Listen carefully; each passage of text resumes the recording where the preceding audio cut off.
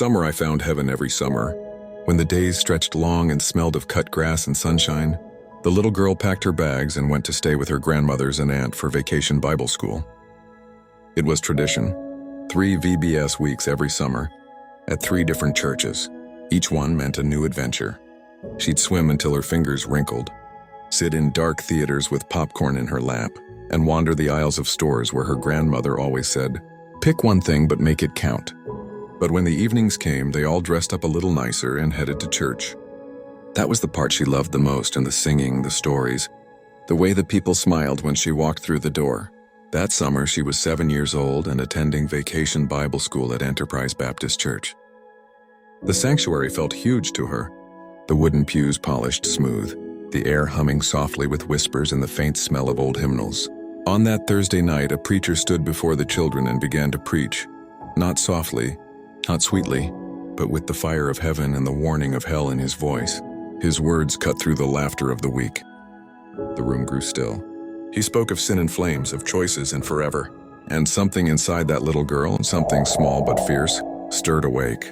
Fear, yes, but also something else, something she didn't yet have words for. As the preacher asked for bowed heads and quiet hearts, she felt it, that gentle knock deep in her chest.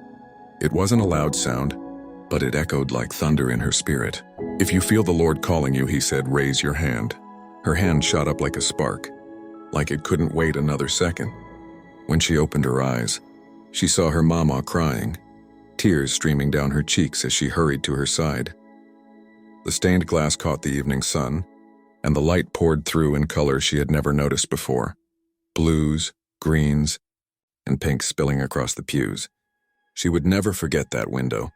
The way it glowed like heaven itself was watching. That night she walked to the front of the church, her small hand wrapped in her grandmother's.